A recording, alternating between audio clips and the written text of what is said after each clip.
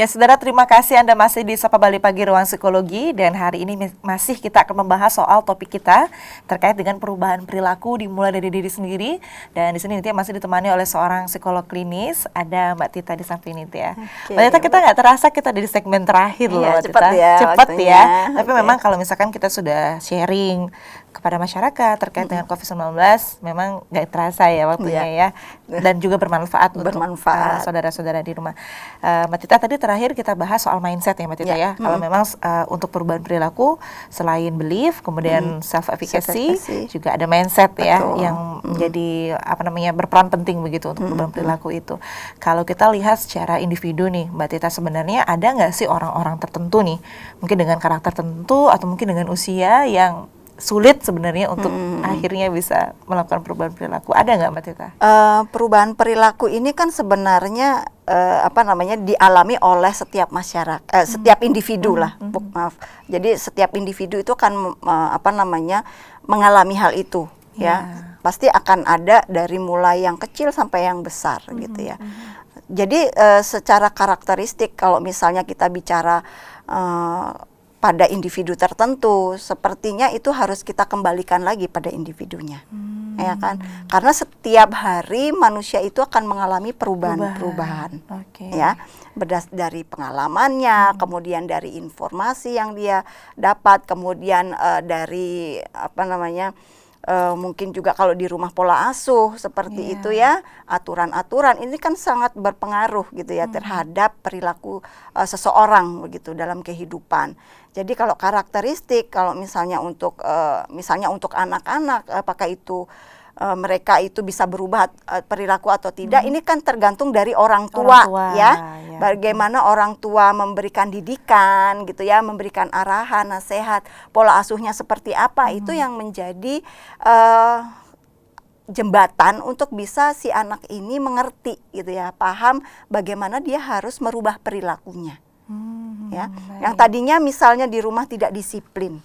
Ya, kalau secara konsisten orang tua mengajarkan bahwa kalau dari mana-mana harus cuci tangan. Ya. Ini pengalaman sederhana yang saya dapatkan dari rumah sebenarnya ya. Boleh sharing sedikit ya Mbak ya. Jadi kalau di rumah itu terbiasa, kalau orang tua saya dari dulu ngajarin kalau pulang ke rumah, pulang dari pergi gitu ya, pulang ke rumah mesti cuci tangan, mesti cuci kaki. Sebelum melakukan aktivitas lainnya gitu ya. Sebelum kamu pegang apa-apa, kamu taruh barang, kamu mesti cuci tangan, cuci kaki dulu. Itu sudah semenjak sebelum pandemi itu sudah dibiasakan seperti itu. Jadi ketika saya dengan anak-anak pun juga seperti itu. Ya. Jadi sudah mengajarkan bahwa kalau pergi dari mana-mana harus cuci tangan, cuci kaki. Meskipun itu cuma sebentar gitu ya. Jadi itu akan jadi pola asuh ini ketika di masa kecil ini juga berpengaruh gitu terhadap perilaku mereka. Yang tadinya mungkin orang tua sulit gitu ya untuk mengajarkan, tapi dengan konsistensi bahwa mengajarkan mereka ini ada pandemi, selama pandemi itu harus ada aturan-aturan yang harus dilakukan nih gitu ya. Jadi orang tua juga sebagai role model juga harus bisa mengajarkan ke mereka gitu kan. Karena meski dimulai dari diri sendiri, tetap ya yang lingkungan terdekat juga ada. Karena kan secara usia kalau untuk anak-anak kan mereka masih butuh pengawasan dari orang tua. Kemudian nanti setelah beranjak remaja, kemudian dewasa gitu kan, ini mereka juga secara intens pasti akan tahu melalui informasi dari luar begitu ya. Jadi informasi-informasi itu yang akan mereka olah gitu. Sembari juga mereka akan melihat apakah pengalaman-pengalaman dalam hidup mereka melalui pola asuh itu yang bisa melekat dalam dirinya sehingga untuk melakukan perubahan perilaku ini bisa berdampak positif dalam dirinya. Gitu. Kalau kita lihat sebenarnya manfaatnya nih Mbak Tita, ketika pada akhirnya nanti misalkan Nitya sudah benar-benar bisa melakukan perubahan perilaku, sudah taat dengan protokol kesehatan, sudah melakukan semua disipliner yang dianjurkan pemerintah dengan benar, manfaatnya gimana Mbak Tita? Mungkin dari psikologis, kemudian dari fisik dan sebagainya. Sebenarnya kenapa sih kita perlu ya mentaati protokol kesehatan? manfaatnya itu sebenarnya banyak banget ya. Bukan hanya untuk diri sendiri, tapi juga untuk orang lain, ya, untuk keluarga kita juga, gitu kan. Karena orang yang terdekat dengan kita adalah keluarga. Dengan kita bisa mentaati protokol kesehatan, dengan kita bisa merubah perilaku kita untuk taat terhadap protokol kesehatan, itu adalah kita bisa mencegah sebenarnya, ya kan, mencegah penularan, ya kan. Kita rajin menggunakan masker dimanapun kita berada, kemudian kita rajin cuci tangan, gitu ya, membiasakan diri, kemudian kita misalnya menjauhi kerumunan, gitu. Ya, ini kan dampaknya itu sangat besar, ya kan? Karena dampaknya bukan hanya untuk diri kita sendiri, tapi untuk masyarakat luas, bahkan untuk negara. Semakin masyarakat taat terhadap protokol kesehatan, semakin masyarakat ini bisa merubah perilakunya untuk taat terhadap protokol kesehatan ini, maka data misalnya untuk yang terkena gitu ya, yang terdampak COVID-19 ini justru akan bisa turun. Baik. Ya. Berarti itu juga muncul kepuasan ya? Iya, ada kepuasan di dalam diri, dan juga terutama untuk masyarakat juga kan, yang ada di sekitar kita, gitu. Jadi ada semacam bahwa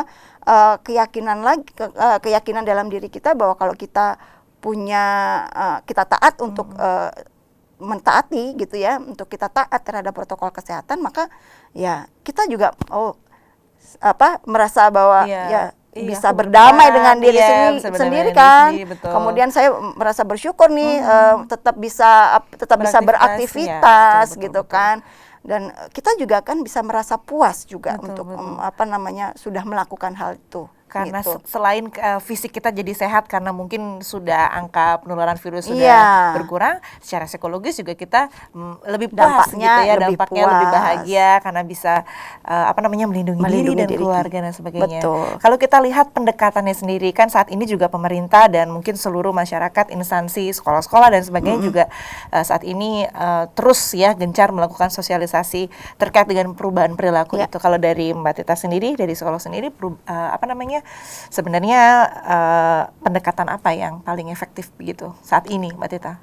Nah, kalau kita bicara masalah pendekatan yang paling efektif gitu ya, efektif itu adalah dengan gerakan massa sih ya. Oke, baik. Ya, dibanding dengan door to door ya. Dibandingkan dengan kita pendekatan individu gitu ya. Secara kalau kita misalnya datang ke satu orang gitu kan juga cukup memakan waktu. Betul. Kemudian ya juga kita kesulitan juga ya bagaimana kita mengkomunikasikan dengan mereka gitu ya. Mungkin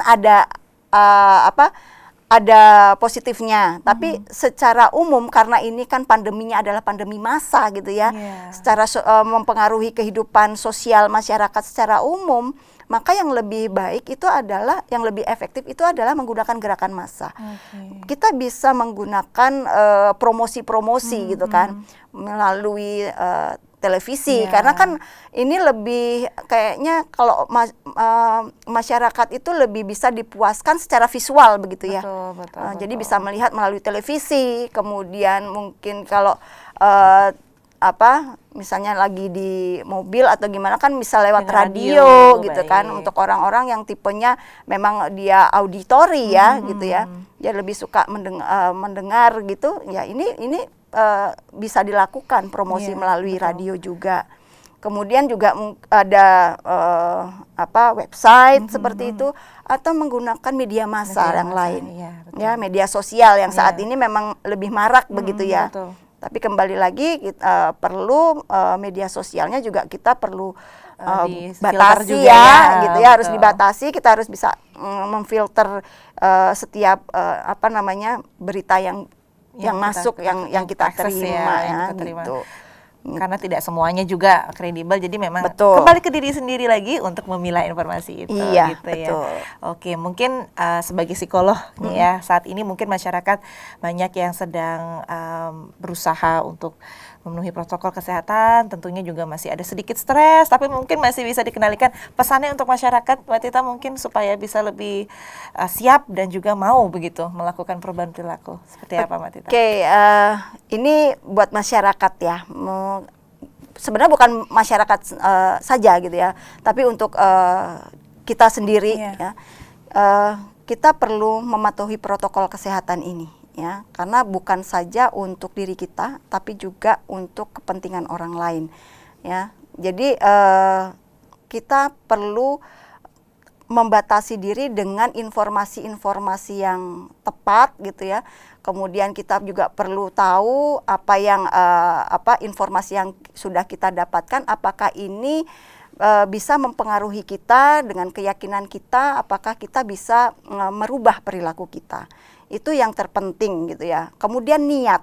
Niat ini perlu kita bentuk dari apa yang sudah kita dapatkan. Kita mungkin banyak pengalaman-pengalaman di sekitar, entah itu pengalaman positif maupun negatif, itu bisa menjadikan kita lebih niat yang positif begitu ya, dan lebih konsisten lagi untuk melakukannya ya, supaya apa yang menjadi tujuannya itu menjadi lebih bisa fokus ke situ, dan tujuannya kita untuk bisa merubah perilaku itu bisa tercapai.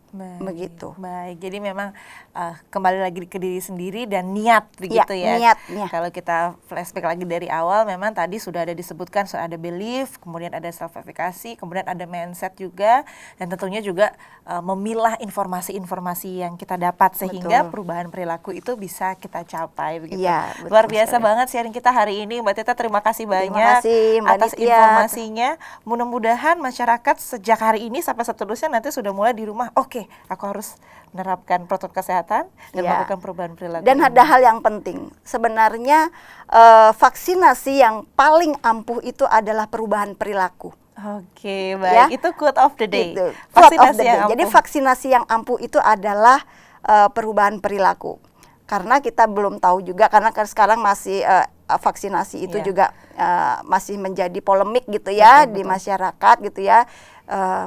Memang tetap harus melakukan vaksinasi, tapi vaksinasi yang lebih ampuh lagi, yang lebih signifikan bisa kita lakukan adalah perubahan perilaku. Baik, itu pesan untuk saudara-saudara di rumah ya. Jadi saat ini yang paling penting adalah vaksinasi kita saat ini adalah perubahan perilaku. Betul. Yang paling penting. Luar biasa. Sehat selalu, Mbak Tita. Sehat juga. Jangan lupa protokol kesehatan juga, supaya tetap bisa sharing ke Betul. saudara-saudara di rumah. Siap.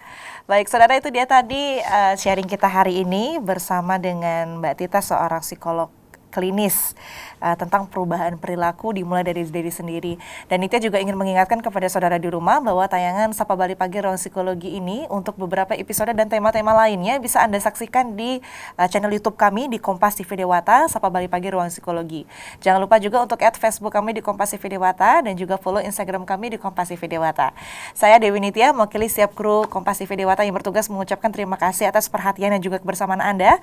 Selalu ingat pesan Ibu, jangan lupa untuk terapkan protokol kesehatan 3M ya, menggunakan masker, menjaga jarak dan juga tetap mencuci tangan.